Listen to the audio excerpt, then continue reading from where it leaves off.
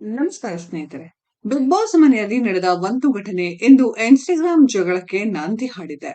ಎಂದೂ ಮುಗಿದಿದ್ದ ಜಗಳಕ್ಕೆ ಈಗ ಮತ್ತೆ ಬೆಂಕಿ ಹೊತ್ತಿಕೊಂಡಿದೆ. ಚೈತ್ರಾ ಕುಂದಾಪುರ ಅಂತೂ ಪರೋಕ್ಷವಾಗಿ ವೈಯಕ್ತಿಕ ದಾಳಿ ಮಾಡಿದ್ದಾರೆ. ಬಿಗ್ ಬಾಸ್ ಕನ್ನಡ ಶೋ ಮುಗಿದು ಹತ್ತತ್ರ ತಿಂಗಳಾಗ್ತಾ ಬಂತು. ಅದರಲ್ಲೂ ಚೈತ್ರಾ ಕುಂದಾಪುರ ಹೊರಬಂದು ಸುಮಾರು ದಿನಗಳೇ ಆಗಿದೆ. ಆಟ ಮುಗಿದು ಬಹಳ ಕಾಲವಾಗಿದ್ರೂ ರೋಷ, ಆವೇಶ, ದ್ವೇಷ ಮಾತ್ರ ಇನ್ನೂ ಕಮ್ಮಿಯಾದಾಗಿಲ್ಲ. ಅದಕ್ಕೆ ಸಾಕ್ಷಿ ಇಂದು ಇನ್ಸ್ಟಾಗ್ರಾಂನಲ್ಲಿ ನಡೆದ ಕಾಮೆಂಟ್ ವಾರ್. ಅಶ್ವಿನಿ ಗೌಡ ವಿಚಾರವಾಗಿ ಚೈತ್ರಾ ಕುಂದಾಪುರ ಹಾಗೂ ಜಾಹ್ನವಿ ಮಧ್ಯೆ ಚೂರು ಜಗಳವೇ ನಡೆದಿದೆ. ಇನ್ಸ್ಟಾಗ್ರಾಂನಲ್ಲಿ ಚೈತ್ರಾ ಕುಂದಾಪುರ ಮತ್ತು ಜಾಹ್ನವಿ ಮಧ್ಯೆ ಕಾಮೆಂಟ್ ಸಮರ ಜರುಗಿದೆ. ಮಾತಿಗೆ ಮಾತು ಬೆಳೆದು ಈಗ ವೈಯಕ್ತಿಕ ದಾಳಿಗೂ ತಲುಪಿದೆ.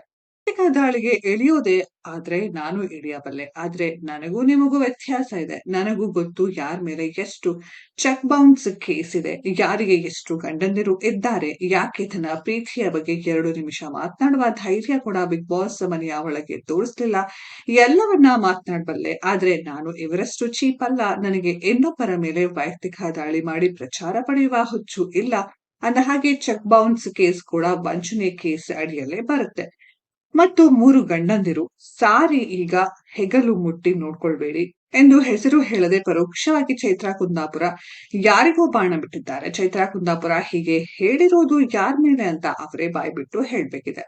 ಬಿಗ್ ಬಾಸ್ ಮನೆಯಲ್ಲಿರುವಾಗ ಟಾಸ್ಕ್ ವೇಳೆ ಅಶ್ವಿನಿ ಗೌಡ ಹಾಗೂ ಚೈತ್ರಾ ಕುಂದಾಪುರ ಮಧ್ಯೆ ದೊಡ್ಡ ಗಲಾಟೆ ನಡೆದಿತ್ತು. ಇಬ್ಬರು ಪರಸ್ಪರ ಪರಚಾಡಿಕೊಂಡಿದ್ರು. ಇಬ್ಬರಿಗೂ ಮೈ ಮೇಲೆ ಗಾಯಗಳಾಗಿದ್ವು. ಅಂದು ಆಗಿದ್ದ ಗಾಯಗಳ ಕಲೆಗಳ ಫೋಟೋಗಳನ್ನ ಇಂದು ಅಶ್ವಿನಿ ಗೌಡ ಇನ್ಸ್ಟಾಗ್ರಾಂನಲ್ಲಿ ಶೇರ್ ಮಾಡಿದ್ರು. ಈ ವೇಳೆ ಅಶ್ವಿನಿ ಗೌಡ ಪರವಾಗಿ ಜಾಹ್ನವಿ ಬ್ಯಾಟ್ ಬೀಸಿದ್ರು. ಪರಿಣಾಮ ಚೈತ್ರಾ ಕುಂದಾಪುರ ಜಾಹ್ನವಿ ಮಧ್ಯೆ ಮಾತಿಗೆ ಮಾತು ಬೆಳೆದಿತ್ತು. ಅದೀಗ ವೈಯಕ್ತಿಕ ದಾಳಿವರೆಗೂ ಬಂದು ನಿಂತಿದೆ. ಸ್ನೇಹಿತರೆ, ಈ ಮೂವರ ಬಗ್ಗೆ ನಿಮ್ಗೇನ್ ಅನ್ಸುತ್ತೆ ಅನ್ನೋದನ್ನ ಕಾಮೆಂಟ್ ಬಾಕ್ಸ್ ಅಲ್ಲಿ ಕಾಮೆಂಟ್ ಮಾಡಿ. ಈ ವಿಡಿಯೋ ಇಷ್ಟ ಆಗಿದ್ರೆ ಲೈಕ್ ಮಾಡಿ, ಶೇರ್ ಮಾಡಿ, ಚಾನೆಲ್ ನ ಸಬ್ಸ್ಕ್ರೈಬ್ ಮಾಡಿ, ಪಕ್ಕದಲ್ಲಿ ಇರೋ ಬೆಲ್ ಐಕಾನ್ ನ ಹಿಟ್ ಮಾಡಿ. ಮುಂದಿನ ವಿಡಿಯೋದಲ್ಲಿ ಭೇಟಿಯಾಗೋಣ. ಧನ್ಯವಾದಗಳು.